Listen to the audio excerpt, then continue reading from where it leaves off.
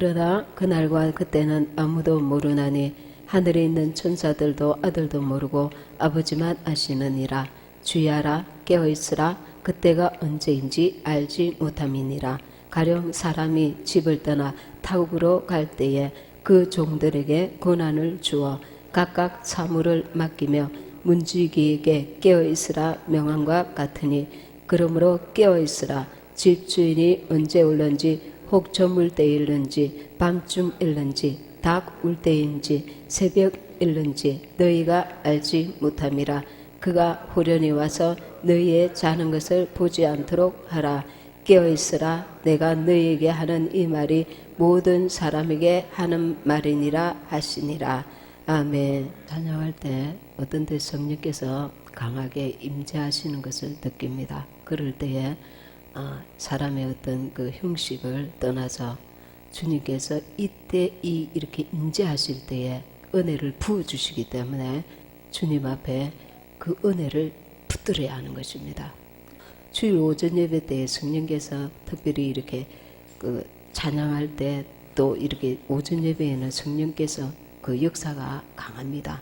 그 대예배에는 또 주일이기 때문에 그때에 내가 영적으로 아무 그걸 못 느낀다 할지라도 사모하는 심령을 가져야 돼요. 사모하지 않고 무엇 주님의 은혜가 이 말이라고는 생각지 마시고 그냥 형식적으로 내가 지금 예배 드리러 왔구나, 막 이렇게 주님이 성령께서 감동을 임재하시는지 안 하시는지 아무 관심이 없고 그냥 내 할 일을 하고 막 이러면은 계속 그런 일이 반복됩니다. 찬양할 때에 성령께서 이 예배 가운데 대예배 가운데 임재하셔서 내게 은혜 베푸시기를 사모하는 마음을 가지고 찬양을 해야 합니다. 그리고 마음의 준비를 하시고 그러나 찬양하니까 하고 기도하니까 기도하고 그러지 마시고 이 시간에 주님이 이곳에 임하시고 내게 주실 은혜가 있다는 그런 사모함을 가져야 합니다. 그리고 예배를 대할 때에 그 받음이 다릅니다. 우리가 어떤 자세로 하느냐에 따라서 성령께서 역사하심이 다릅니다. 마음을 열고 그분을 영접하는 자에게 그분이 임하시거든요. 그래서 우리가 그런 자세가 필요합니다. 그러다 보면 가랑비에 어쩌듯이 별로 감동이 없고 임재를 그 느낌이 없어도 계속 그렇게 주님 임재를 사모하면 때가 되면 그것이 다 임합니다. 그리고 찬양도 한 개 정도는 외우는 게 있어야 돼요. 내가 힘들 때에 길거리에서 뭔가 찬양하고 싶다. 한 개도 외우는 게 없어. 우리가 언제 주님이 공중 강림하실지 모르지만 나라가 정말 막 혼란이 오고 그 탈북자들이 지하교회에서 혼자서 예배드리고 찬양하고 그럴 수도 있단 말입니다. 휴거가 그렇게 숫자가 안 많기 때문에 어떤 대환란 중간에 우리가 그것을 겪을 사람도 있단 말입니다. 지금부터 말씀을 한 구절이라도 외우고 혼자서 찬양도 혼자 예배드리는 걸 몸에 익혀가야 됩니다. 혼자 예배드리는 거, 혼자 예배드리는 거. 말씀을 한 구절 좀 이렇게 중요한 말씀들은 좀 머릿속에 외우시는 것도 좋고 계속 그걸 읽다 보면 어느 순간에도 많이 듣는 말씀들은 외워집니다. 성경도 가질 수 없고 찬양도 할 수가 없을 때에 혼자서 마음속으로도 말씀을 외우고 찬양할 수 있어야 됩니다. 내 스스로 내 신앙을 이게 미리 준비하셔야 됩니다. 지금은 준비해 놓아야 됩니다. 휴거가 될 자도 있고 혹은 중간에 남겨져서 극심한 환난 가운데 주님 그거 할 수도 있기 때문에 그래서 이 준비가 돼 있어야 됩니다. 우리가 세상도 준비가 하듯이 준비가 되어 있고 지금 세계 곳곳에 우리도 뉴스를 통해서 지진이나 홍수 지금까지와는 아주 너무나 다른 강도와 횟수가 굉장히 강하여지고 빈번해집니다. 이거는 마지막 때인 주님의 경고의 음성입니다. 그래서 아주 비참하게 막 땅이 쫙 갈라지면서 그 속에 그 인도네시아 그 마을 전체가 1000명 넘게 오히려 그 쓰나미와 함께 아주 수천 명의 그 실종자가 생겼다는 얘기를 들었습니다. 얼마나 그게 그 자연의 재해 앞에 그걸 보면은 얼마나 무서운지 모릅니다. 근데 특별히 우리가 이렇게 볼 때에 굉장히 우상이 강한 그런 곳에서 아주 더 이렇게 심한 그런 것들을 우리가 볼 수가 있습니다. 우리 지금 전 세계에 배도의 물결이 아주 강하기 때문에 우리가 하나님 앞에 우리 자신도 늘 깨어 있어야 될 줄 믿습니다. 예수님은 재림을 매우 중대한 사건으로 간주하셨습니다. 우리가 이렇게 휴거에 대한 이런 말씀을 들어도 저건 하나의 말씀이야. 설마 저런 일이 일어날까? 이렇게 의심하는 분들도 많이 있어요. 예수님이 다시 오시리라는 것을 어떻게 확신할 수 있습니까? 그거는 성경에 분명히 나와 있고 예수님의 초림 때에도 구약 성경에 그렇게 많이 예언되어 있었지만 막상 예수님이 오실 때에는 성경을 잘 아는 성경학자들도 믿지도 않고 그것을 받아들이지도 않았던 것을 우리가 알 수가 있습니다. 그러면 예수님이 재림하실 때 우리는 어떻게 해야 됩니까? 오늘 본문 말씀에 깨어 있으라 내가 너에게 하는 이 말이 모든 사람에게 하는 말이니라 하시니라. 그 위에 31절에 보면 천지는 없어지겠으나 내 말은 없어지지 아니하리라. 하나님의 말씀은 예수님이 친히 하신 말씀입니다. 깨어 있으라 내 말은 없어지지 아니하리라. 예수님이 다시 오실 것을 분명하게 말씀하고 계시는데 35절에 집주인이 언제 올는지 저물 때 일는지 밤중에 일는지 다굴 때 일는지 새벽에 일는지 너희가 알지 못함이라. 그때는 알지 못하지만 너희들이 깨어있으라 하십니다. 재림의 시기에는 우리가 정확하게 몰라도 반드시 주님은 오십니다. 우리가 이 마지막 때에 이 신앙을 날마다 굳건히 붙들고 있어야 될 줄 믿습니다. 그리고 깨어있다는 것이 무엇입니까? 하나님과의 주님과의 우리 바른 관계를 가져야 합니다. 내가 하나님의 가족이 되었다는 겁니다. 나를 양자 삼아 주신 것입니다. 그래서 그리고 우리 가족들에게 역사의 종말이 다가오고 있다는 사실을 계속 상기시켜야 합니다. 그리고 예수님께로 돌아오도록 해야 합니다. 그리고 열심을 품고 우리에게 맡겨진 임무를 신실하게 감당해야 될 줄 믿습니다. 요한일서 3장 3절에는 주를 향하여 이 소망을 가진 자마다 그의 깨끗하심과 같이 자기를 깨끗하게 하느니라. 세속에 물들지 말라는 것입니다. 세상을 짝하지 말라는 것입니다. 나는 이 땅에 살지만 이 땅에 거하는 자가 아니고 하늘에 속한 자라는 것을 늘 명심하고 살아야 된다는 것입니다. 주님이 왜 오십니까? 데살로니가 전서 4장 13절에서 17절에 보시면은 16절에 주께서 호령과 천사장의 소리와 하나님의 나팔로 친히 하늘로 쫓아 강림하시리니 그리스도 안에서 죽은 자들이 먼저 일어나고 그리스도 안에서 죽은 자들이 먼저 일어나고 그 다음에 그 후에 우리 살아남은 자도 저희와 함께 구름 속으로 끌어올려 육의 몸이 변화체 정말 신령한 몸으로 변화되어서 공중에서 주를 영접하게 하시리니 그리하여 우리가 항상 주와 함께 있으리라. 그리고 18절에 그러므로 이 여러 말로 서로 위로하라. 우리에게 조금만 있으면 하나님께서 당신의 기도를 응답하실 것입니다. 당신의 그 문제가 해결받을 것입니다. 당신의 일이 형통할 것입니다. 하나님께서 당신의 그 소망, 그 기도 제목을 응답하실 것입니다. 당신이 기도하는 그 건강 문제가 해결될 것입니다. 이 여러 말로 위로하는 것이 아니라 주님의 그 재림, 공중 강림을 그 소망을 붙들으라고 위로하라는 것입니다. 지금 이때에 지금 이 마지막 때에는 어느 말로 위로하라는 겁니까? 주님의 재림을 소망하고 있으라고 위로하라는 것입니다. 우리가 예수님을 믿고 신앙생활 할 때에 원수가 여러 가지로 방해하고 힘들고 어렵고 낙심할 일과 넘어질 일들이 많이 있지만 이 여러 말로 서로 위로하라. 주님의 공중 강림, 주님의 재림을 사모하고 서로 이 소망으로 위로하라는 것입니다. 주님이 공중 재림하실 때에 나타날 우리의 영광을 바라보고 이 현실에서의 그런 어려움들을 인내로 이겨나가야 할 것입니다. 마가복음 9장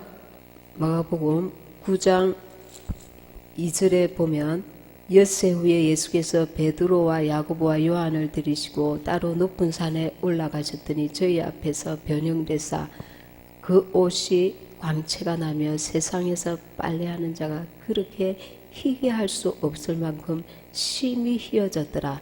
이에 엘리야가 모세와 함께 저에게 나타나 예수로 더불어 말씀하거늘. 모세는 예수님이 탄생하기 전 주전 1400년경에 애굽에서 이스라엘 백성들을 가나안 땅으로 이끌었던 지도자입니다. 이미 죽어서 땅에 묻혔던 자가 이 모세가 나타납니다. 그리고 엘리야는 주전 850년경에 살아있는 채로 승천하였습니다. 엘리야 선지자. 그리고 예수님, 이것을 왜 보여주셨습니까? 부활한 몸을 보여준 것입니다. 우리도 이와 같이 주님이 공중 강림하실 때에 죽은 자는 부활함으로, 우리의 살아있는 자는 신령한 몸으로, 육체가 죽을 몸이, 썩을 몸이 신령한 몸으로 변화되어서 주님을 공중에서 뵙게 되는 것입니다. 우리가 휴거를 사모할진데 어떻게 준비되어 있어야 될까요? 누가복음 7장 45절에는 선한 사람은 마음에 사은 선에서 선을 내고 악한 자는 그 사은 악에서 악을 내나니 이는 마음에 가득한 것을 입으로 말함이니라.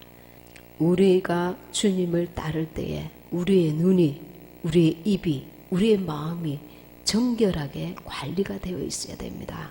그래서 여기서 선함이라는 것은 무엇입니까?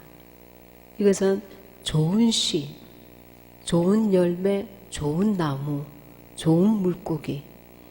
이것은 선한 사람은 예수의 생명이 넘치는 자를 말하는 것입니다. 진리 안에 거하는 자를 말하는 것입니다. 우리가 이렇게 선한 이렇게 하면은 세상의 그 관점에서 착한 사람 이렇게 오해할 수가 있습니다. 예수의 생명으로 충만한 자, 그 선한 사람은 그 예수의 씨가, 생명의 씨가 충만한 자를 말하는 것입니다. 진리 안에 온전히 거하는 자를 말하는 것입니다. 악한 자는, 이게 악함은 마귀에게서 나오는 것입니다. 마귀는 사망을 주는 자입니다. 육신에 거하는 자인 것입니다. 그 영혼이 죽어가는 자, 썩어가는 자인 것입니다. 예수의 생명으로 충만한 자는 그 속에서 예수의 생명, 예수님의 진리가 나온다는 것입니다. 진리로 행한다는 것입니다. 마귀에게 속한 자, 육신에 속한 자는 그 산 악에서 악을 내나니 나오는 것이 육신의 것이 나온다는 것입니다. 사망이 나온다는 것입니다. 착한 사람, 나쁜 사람, 악한 사람 그런 말씀이 아니라 살아있는 자, 죽어있는 자, 예수 생명으로 가득 찬 자, 마귀의 사망으로 가득 찬 자, 영으로 사는 자, 육으로 사는 자, 그 열매, 좋은 열매, 나쁜 열매, 그런 의미인 것입니다. 하나님의 것은 선한 것입니다. 생명이 있는 것입니다. 우리의 날마다의 삶에 예수의 생명으로 채워야 합니다. 육신의 것을 택하지 않고 영의 것, 생명의 것으로 우리가 택하여야 하는 것입니다. 주님 오심을 우리가 예비할 때에 정말 중요한 것이 있습니다. 마태복음 25장에는 열처녀 비유가 나옵니다. 열처녀 비유에서 여러분들이 잘 아시겠지만 25장 9절에는 이런 말씀이 있습니다. 슬기 있는 자들이 대답하여 가로되 우리와 너희의 서기에 다 부족할까 하노니 차라리 파는 자들에게 가서 너희 쓸 것을 사라 하니. 우리는 들림받은 다섯 처녀, 미련한 다섯 처녀에 대해서 말씀을 많이 들었습니다. 근데 거기서 이 무슨 구절이 있습니까?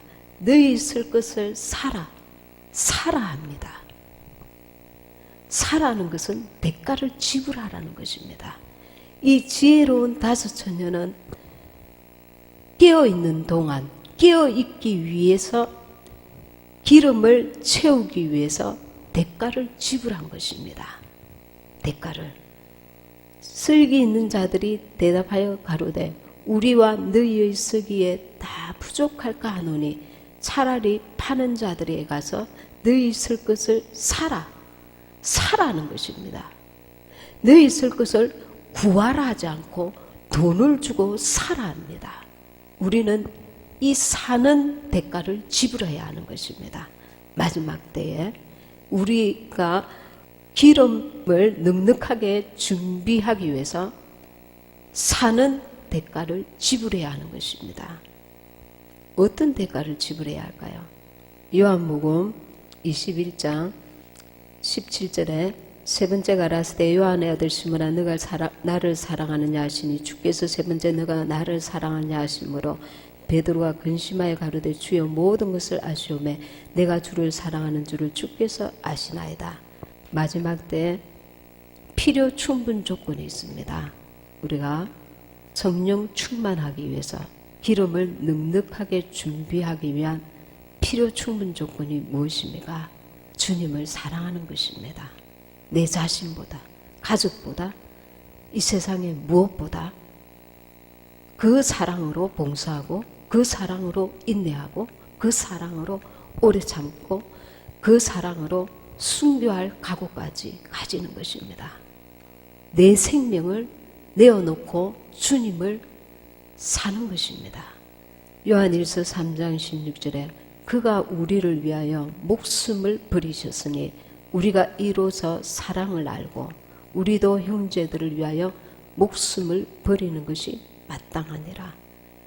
우리에게 엄청난 것을 주님이 요구하고 계십니다.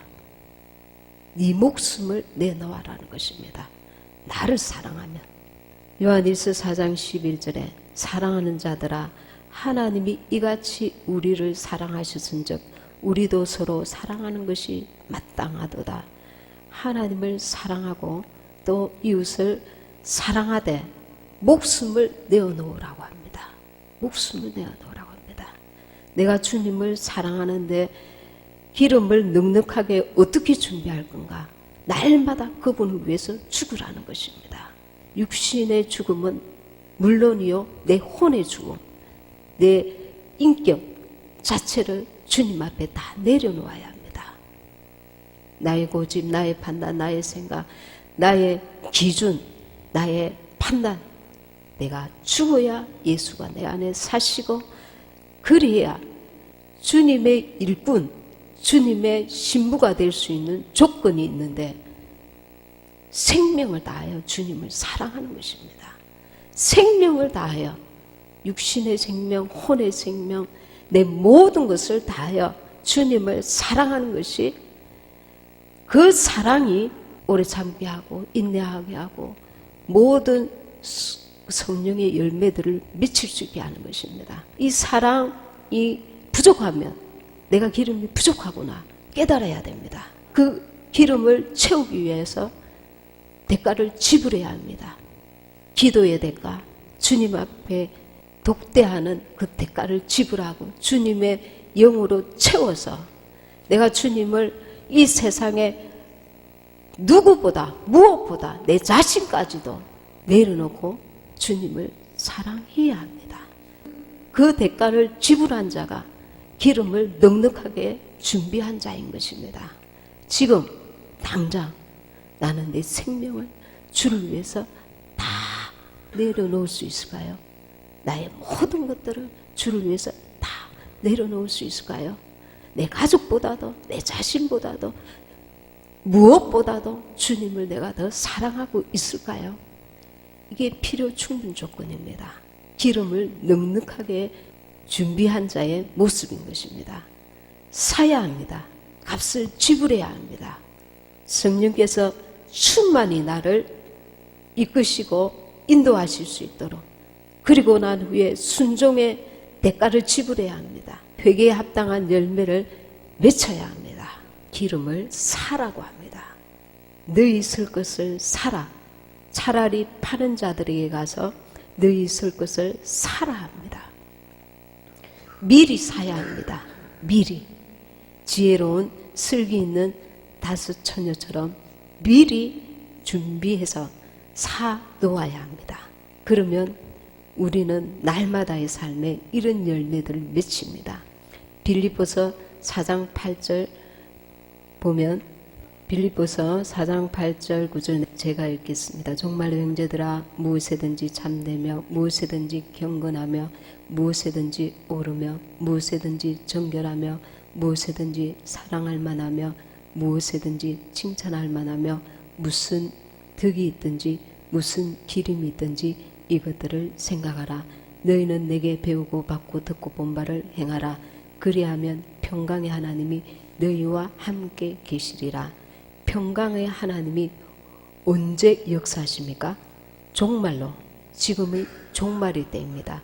우리가 참되지 않을 때, 경건하지 않을 때, 무엇이든지 오르며 이거는 옳지 않아도 될 거야가 아니라 무엇이든지 오르며 무엇이든지 정결하며 무엇이든지 사랑할 만하며, 이것은 이 대상은 내가 사랑하고 저 대상은 사랑하지 않을 거야가 아니라 무엇이든지 사랑할 만하며 무엇이든지 칭찬할 만하며, 주님은 자비의 하나님이시기 때문에 나를 통해서 다른 사람에게 칭찬하고 위로하시기 원하십니다.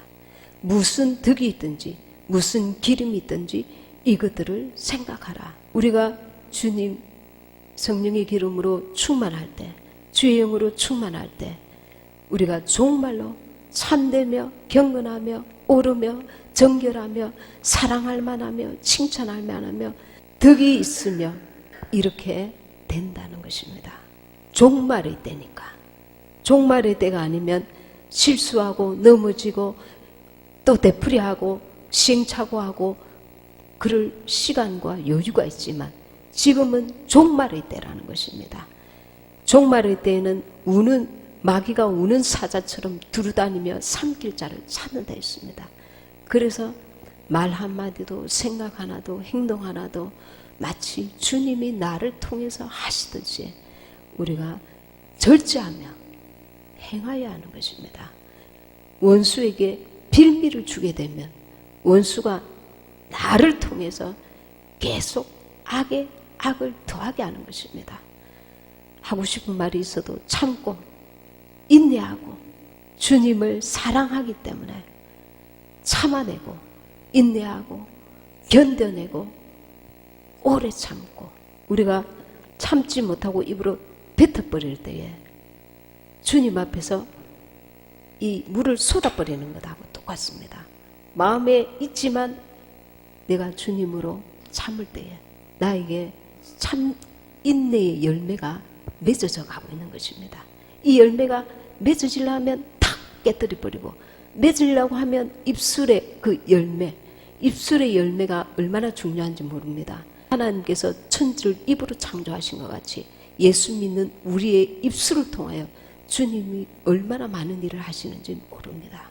그래서 우리의 입술은 주님의 거룩한 도구가 되어야 하는 것입니다. 말할 때에, 생각할 때에, 행할 때에 우리가 내가 주님으로 살리라. 이 마지막 때에, 그리할 때에 평강의 하나님이 너희와 함께 계시리라. 내가 날마다 입으로 실수하고 실패하고 돌아서서 왜 하나님이 내게 평강을 주시지 않는가? 그리하면 아니, 그거는 하나님의 뜻이 아닌 것입니다.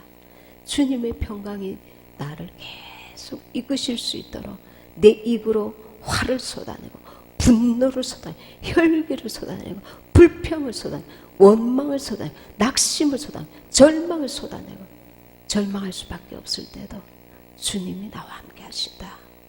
그래도 감사하다. 주님이 나와 함께 하신다.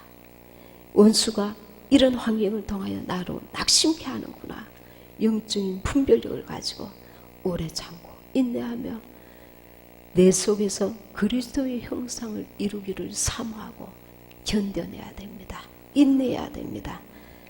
주님이 나를 통하여 인내의 열매를 맺히실 수 있도록 성령의 열매들을 맺히실 수 있도록 그래서 우리가 주님을 사랑함이 내게서 약하여질 때 희미해질 때 성령께서 주시는 그 감동이 임재하심이 은혜가 약하여질 때 그 기름을 넉넉하게 채우기 위해서 지혜로운 다섯 처녀와 같이 대가를 지불하여 사는 것입니다. 사야 하는 것입니다. 살려고 하지 않고 언제 오시려나 아직도 시간이 넉넉하게 멀었을 거야. 아니라고 영적 안일함과 나태함에 있어서 그날이 득과 같이 우리에게 임할 수 있는 것입니다.